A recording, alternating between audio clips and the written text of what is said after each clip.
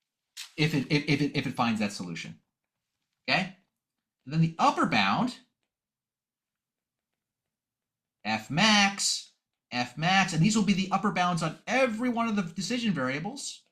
And then and if we want no upper bound on time, it can take as long as it wants, we would say it's infinity. Okay? Means there is no upper bound. It can go as high as infinity. So how will we write this in this LBUB? Well, an easy way is we could say, I want to create a vector of ones. So n of them, an n by 1 vector of ones. And then I want to multiply them all by f min. And then that will make all of these f mins, right? Boom, right? So what I call it, min excel, is what I called it, min excel. And then at the end of this, I want to add a little 0 down at the bottom. So I say colon 0, add an extra 0. That's just normal MATLAB syntax for handling vectors, okay? And then we'll do the same thing for the upper bound. We'll say ones, and we'll have an n by 1 vector of ones, and you multiply all those ones by the max acceleration, max accel. Then you have all of those f maxes in a vector, and then at the end you'll have some infinite. And so we can actually literally say colon inf I and f. And now we have lower bounds and upper bounds. And if I run that, does it give me a different answer? Before it was like 7.8. Yes, there we go. Okay, fantastic. Yep, local minimum found that satisfies the constraints. That's the best possible answer. Music to my ears. And the final value of the cost function, 1.4. 1.4 seconds. And you can take a look at what the optimal solution looks like. I plotted it for you. It's right here on the plot. That's all she wrote, folks.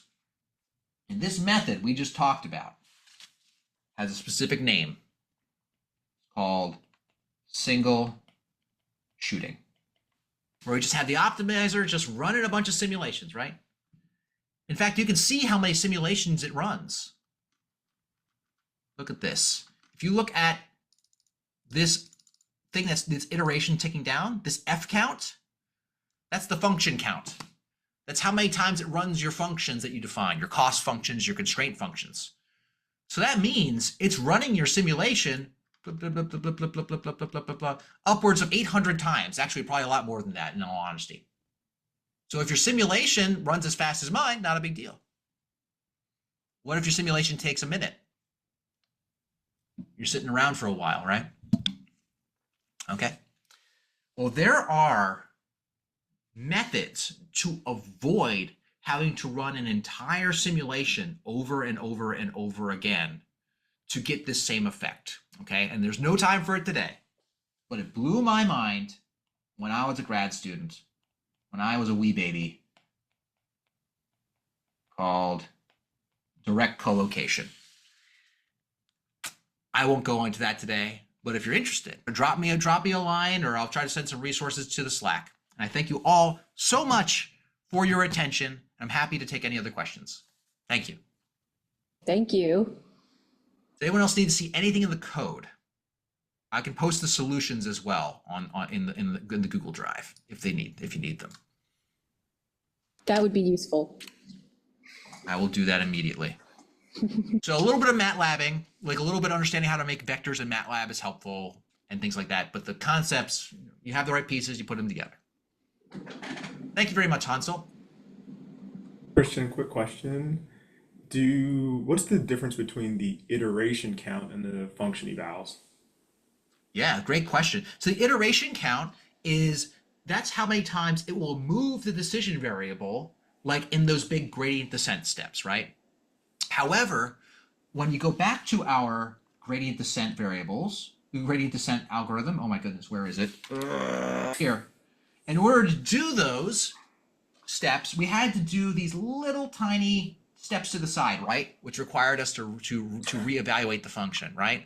Okay. Yeah, right? That's the function count, and it's doing what we call finite differencing here.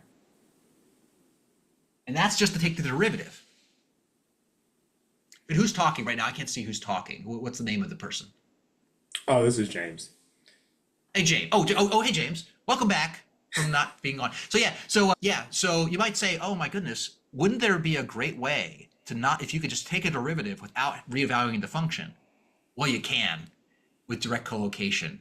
It's a little tricky, but it's a revelation. And that, so a lot of these papers, like when you're looking at Friedel de Groot's group or papers Monica and I put together recently, over the years, they will use something called direct collocation because it's so much faster and also more precise, because taking the derivative with finite differencing is kind of sloppy. You kind of just approximating it. Yeah. And the other one's exact. And so you get more precise answers at the cost of some imprecision in the integration. And there are questions on Slack because everyone wants to know how you're doing your screen share. Oh, OBS, friends. Good old OBS. That's classic. So the same stuff that, your Twitch streamers use. So I set up multiple views and camera views, and I set up hotkeys to my keyboard. And you can include all kinds of, and if you don't like OBS, I think Streamlabs is, I think, a more user-friendly version of that. I'll stick around for a few more minutes if anyone else needs anything. Can I just say that for those trainees who haven't gotten to spend a lot of time around control engineers, the reason we love Christian is his amazing ability to communicate. And so that was just an excellent presentation of some complicated ideas, but really well delivered. This is Manny, by the way, Christian. Thank you, Manny. Thank you. I really appreciate that. Christian, I was wondering if you might be able to give us some insights into the challenges of setting up more complex optimization problems and the decisions that you have to make there. It's a fantastic question, as always. In general, it's what I try to start with the simplest simulation that I can that captures the basic dynamics of what's happening. So, and that's just to make sure that everything's kind of working properly. So if I were doing like a big musculoskeletal model with a bunch of MTUs, I would just take the dynamics of one MTU and say, I want you to pull this block attached to the MTU and come up with the activation signal that'll do that. Because it's something I know the answer to, right? And I'll know because otherwise, if you don't have a decent idea as to if the answer is right, you don't know if the simulation's not working, if your cost function's not right, or if your constraints are not right, or it's all right and you just don't understand the answer. So it's good to step up with something simple and then make it more complicated. Now, that gets trickier if you're dealing with a whole musculoskeletal model. There's a lot of stuff going on. So I always try to find very simple benchmarks that should be easier for the optimization to solve. So like a lot of groups will use Moco or things like that to optimize a whole walking gait or a backflip or something for a musculoskeletal model. If I were starting with a musculoskeletal model, I would say, stand still. Like, and I was like, oh, that's your cost. Move as little as possible. And that should be a pretty straightforward thing for the optimization to figure out. It doesn't have to take steps to figure out what's happening. The dynamics are slower of just trying to stand still. How do you stand still? And if you can get it to stand still with the optimization, I was like, great, you have passed that benchmark. Now move it to make it sway side to side, like a sine wave. Try to just, get the position of the center of mass to go move like a sine wave. Can it do that? If you do that, you're like, okay, good. Now let's start doing walking because we have benchmarked it against something that works. So when you increment up in complexity, you'll soon reach, I imagine, some simulation behaviors where you don't have a good intuition to do reality checks, or your intuition could in fact be wrong. So yes.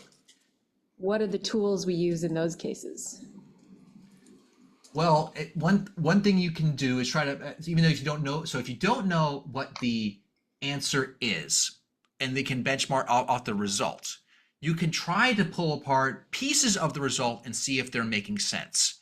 Like, is there a way, and one good way to check would be to maybe add a constraint.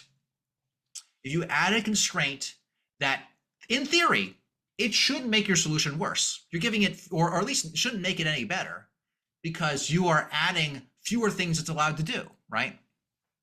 And so, for instance, if I'm looking at a musculoskeletal model and it's doing something that I don't quite understand, including a bunch of negative work, I'll be like, maybe I shouldn't be. Does it make sense that it's doing negative work at that point?